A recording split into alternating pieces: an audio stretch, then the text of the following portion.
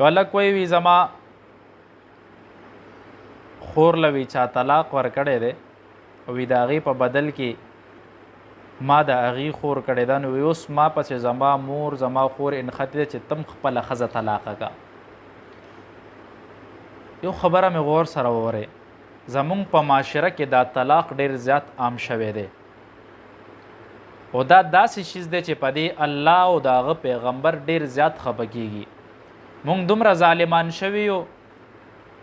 چې مونږ وایو هر څه دي بس زمونږ دا ښځې دي چې څومره ظلم پې کولی شي کوه پې تا نه به د دې تپوس کیږي که دلته پې ستا لاس بر دی هلته کې به در باندې د هغې لاس بري که مور درته ویلي دي چې خپلې ښځې له طلاق ورکه کلم ورنه کې هېڅ ضرورت نشته ولې به ورکې که ستا د خور کور روان شوی دی هغې ته طلاق ملو شوی دی سړي ظلم کړی دی ته ولې ظلم کې په دې ظلم کې ځان شاملې ما ته بېګا چا ټیلیفون وکړو هغه راته وایي وی ښځې رانه پیسې غوښتې وی زه ورسره په خبرو کې تېز شوم چې مه غواړه رانه پیسې وی اخره کې مې د خولې نه ورته دا ووته که چېرته تا که ما تا له پیسې درکې ته په ما درې کاڼي طلاق کوي نو دا طلاق دومره سپک شه چې ته په معمولي خبرو باندې ښځو له طلاقونه ورکې د دې تپوس به کېږي په دنیا کې خو خیر دی ستا لاس بر دی څه ظلم کې وکړه آخرت ته به ځې نه دی قبر ته به ځې نه بیا به در سره هغه دا معامله در سره کې بیا دا خلک وایي چې یاره زمونږ عمر زیات شو ښځې را سره سم وخت نه تېرېړه دی ولا پوخ کړی څنګه به در سره سم وخت تېر کړي ټول عمر دی ورسره ظلم زیاتې کړي نو د ښځو په معامله کې لږ نرم اوسئ دا الفاظ خولې ته بلکل راولئ مه ذهن کې راولئ او بیا صبرېږم نه بیا هم هغه ښځې بیا وایي چې یاره دې ښځې سره زه دوباره نکاح کوم نو د هغې شرایط پوره کولو دپاره بیا دې ته تیار وي نو خیر د الفاظو ته لږ خیال کوئ لږ احتیاط کوئ 4 رکعاته د مازدیګر مونځ نه مخکې سنت یو کس وی دا نه دی ابن عمر رضی الله تعالی عنه فرمایي رحم الله امرأ صلى قبل العصر 4 ترمذی شریف روایت دی مسند ابن احمد هم دی وی کم سړی چې دا مازدیګر مونځ نه مخکې 4 رکعاته دا سنت غیر مؤکده دي دا 4 رکعاته کوي وي د الله د په ده باندې رحمت وي د نبی کریم صلی الله علیه و وسلم د دعا لاندې راغو دا حدیث کې راځي او حضرت علی رضی الله تعالی عنه فرمایي وی نبی کریم صلی الله علیه و وسلم به چې وخت به و نو د مازدیګر مونځ نه مخکې به هغې 4 رکعاته سنت کول دا غیر مؤکده دي لازم نه دي سنت مؤکده هغه دي چې کم سړی قصدن پرې ته به ګناه ملاویږي چې حضور پاک په هغې باندې دوام کړي دي چې څنګه موږ د غرمې مونځ نه مخکې 4 رکعات وکړو سهار مونځ نه مخکې 2 رکعات وکړو دا سنت مؤکده دي د ټوپۍ نه بغیر د مونځ کولو حکم نبی کریم صلی الله علیه و وسلم د احرام نه علاوه دوام کړی دی ټوپۍ کې مونځ کړی دی صرف په احرام کې د ټوپۍ نه بغیر مونځ کړی دی نو دا ټوپۍ سره مونځ کول بغیر د عذر نه چې ته ټوپۍ نه چې هسې فیشن یا ځان درته پکې ښکلی ښکاري چې زه ټوپۍ نه اچوم او زه به بغیر د دې نه مونځ کوم نو دا مونځ مکروه تنزیهي دی که بعضې وخت کې یو سړي نه ټوپۍ چېرته پاتې شي یا نوي هغه ځای کې هم نه وي نو که دو کو بیا پې څه خبره نشته خو چې دی قصدن نه چې ځان ورته هغه کېږي نو دا مکروه تنزیهي دی بعضې خلک وایي خیر د ټوپۍ نه بغیر هم کولی شي نو ته د نبي کریم صلی الله علیه و وسلم زندګۍ ته وګوره هغه دوام په څه کړی دی همیشوالی په څه کړی دی همیشوالی په دې کړی دی چې هغې ټوپۍ اچولې ده او ته چې کله یو بادشاه ته ودرېږي یو جج ته ودرېږي دلته یا چېرته یو مشر د کلي مشر ته په یو جرګه کې ودرېږي څنګه عاجز طبیعته ولاړې څنګه عجز دې ځان کې راوستی وي هغه ټیم خو د جومات دا پلسټکي ټوپۍ ته واچوه یا چېرته د جومات کې چې کومې هغه ټوکرو کې اسخا ټوپۍ پرتې وي چې دومره ګنده شوي زه وایم چې هغې کې مونځ هم نه کېږي تا په سر کړې وي نو هغې کې ته یو بادشاه ته نه شو ودرېدی یو وکیل ته نه شو ودرېدی یو جج ته نه شو ودرېدی ته دومره لوی رب ته چې د محشر په ورځ باندې خلک ودرېږي خلک څه چې انبیا ودرېږي د هغې خولې به داسې وي چې وینې به ترې په خولو کې روانې وي یری به وي ته هغه ته داسې حالت کې ودرېږي نو ټوپۍ نه بغیر مونځ مه کوئ ښه چې مونځ کوئ پوره د سنتو پابندۍ سره کوئ جماعت چې کله ولاړې او یو کس را رواني او هغه جومات ته داخل شي او په روانه کې نیت وتړي او بیا هلته لاړ شي دا نیت نه کېږي د نیت دپاره قیام شرط دی که یو سړی روان او په لاره کې نیت وتړي او بیا روزي دا خو ستا نیت نه شو نیت دپاره شرط دی قیام ته به بلکل سیده ودرېږي هغې نه پس به بیا ته نیت کې تکبیر اولا کمه پورې ده تکبیر اولا بالاتفاق قول خدا دی چې کله امام الله اکبر کی تو ور سره الله اکبر کی دا بالاتفاق دی. بعض علماء په دې کې توجیه کړي د سو کوئی چې امام ثناوي سبحانك اللهم کدی کې امتانیت اترلو دام تکبیر اولا ده. بعض علما دا وی چې نیمه سورته فاتحه امام ویلی تو ورغی دام تکبیر اولا ده. بعض وی چې پورا او بعض دا وی چې امام رکوع لنوي تله او تا نیت اترلو دا تکبیر اولا ده. دا قولم بهتر دی چې امام رکوع لنوي تله یا رکوع لسنګ لاړ شي تا رکوع کې راوړنو نو دام تکبیر اولا ده.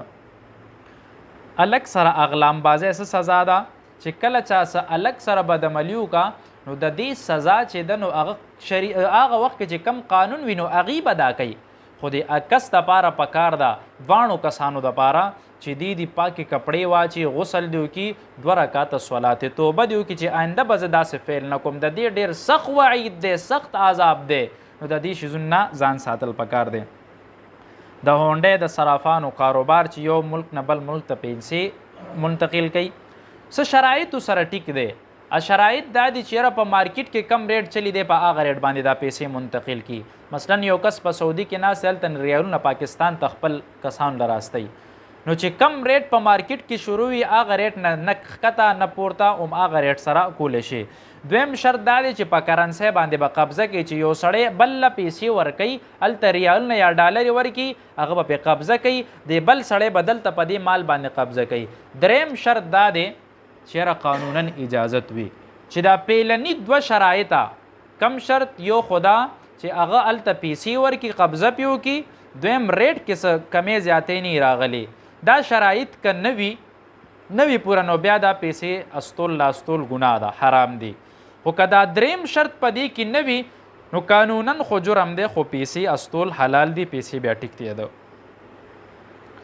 د نبی کریم صلی الله علیه و آله وسلم جنازه چا کړې ده؟ نبی کریم عبدالله ابن عباس رضی الله تعالی عنہ وی حضرت علی رضی الله تعالی عنہ له غسل ورکه وی جنازه بیا ډلې صحابه براتله څه صحابه به راغه هغې به مونځ کو بیا به لاړه بیا به نور راغه هغې به مونځ کو هغې به لاړه بیا بیبیانې راغې بیا صبیان ماشومان راغه هغې وکړو نو بیا لاړه. نو جنازې امام څوک منتخب شوی نه دی ټولو داسې جماعت په شکل کې کړې ده.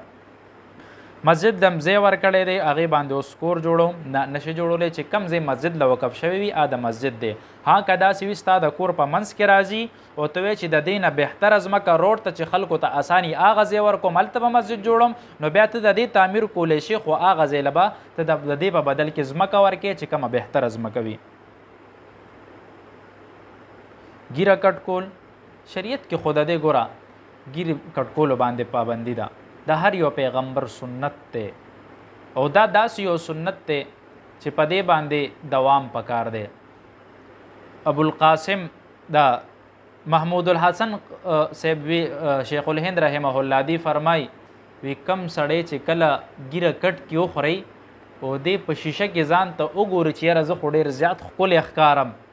نو وی د ده ایمان هم لاړو او وی که ده نکاح کړي د ده ښځه هم طلاقه شوه. هغه وی ځکه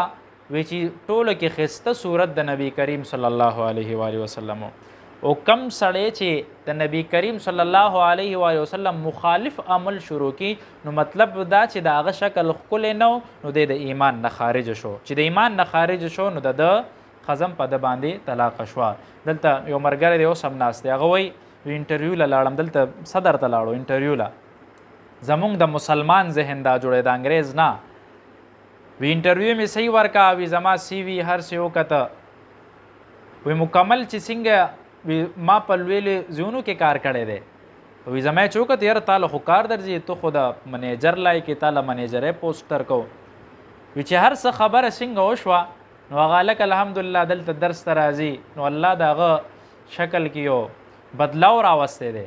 چې ګیره یې پرېښې ده نو ورته وایي یاره ته به داسې وکړې چې سلیکټ کوو خو دې صحیح 45,000 تنخوا به هم دله درکوو خو ته چې راځې خیر دا ګیره کمه که دا ډېره زیاته غټه ده او وایي سوی مې تیروچته که روان شومه نو دا اوس سوچ زمونږ د مسلمان دی زما په دې خبره ډېر زیات زړه خفه و چې ته د انګریز په ملک کې نه پاتې کېږي ته د هندو په ملک کې نه پاتې کېږي یو مسلمان یو بل تم مسلمان چې ته هغه ته وایې ګیره کټ کا او بیا به تاله زه دلته نوکري در کوم نو دا حالت راغه زموږ الله دې موږ د دې نه وساتي. د ماشوم الک بول متیازې وي دا صفا دي دا غلطه خبره ده. حدیث کې راځي استنزهوا عن البول، د متیازو نه ځان وساتي. دی کې مطلق ذکر شوی ده، خو ها دومره ده د جینۍ په نسبت باندې د الک موچازو کې په وینځلو کې لږ تخفیف دی، کموالی دی. د جینۍ موچازې چې دی وړه ماشومه یې شیرخواره وي، هغه پیس کې د مور، نو هغه به ته زیات وینځې، او د الک هغه به ته خیر لږ ووینځې. دا د حدیثو نه ثابت ده، خو پاکې نه دي. ګورې که په دې کې مونځ کړی وی، مونځ دې نه دی شوی، مونځ دوباره بیا وکړه. امام چې کله سجده سهو وکړي او مقتدی نه رکعت تللی وي، نو دی به رکعت کې که سجده سهو به کوي، مقتدی به سجده سهو کوي، ځکه دی د امام تابع دی. چې امام څه کوي ته به هغه کې. امام چې کله سجده سهو نه مکمل سلام وسرخوي، بیا به د هغې نه پس ته ودرېږي، خپل رکعت به پوره کوي. یو سړی وایي ما خپل غاښ ته کور لګولی دی، سره د غسل څه طریقه ده؟ که غاښ ته داسې کور لګېدلی چې هغه اوچتېږي، بعضې داسې وي چې غاښونه نري کړي، هغې د پاسه کور کېدي، نو غسل دپاره به ته هغه کور اوچتې. خو که یو سړی مستقل لګولی وي، هغه نه اوچتېږي، بالکل فکس ولګوي، نو دا ستا د وجود یو حصه شوه، نو دا بیا لرې کومه، همدې سره ستا غسل وځي.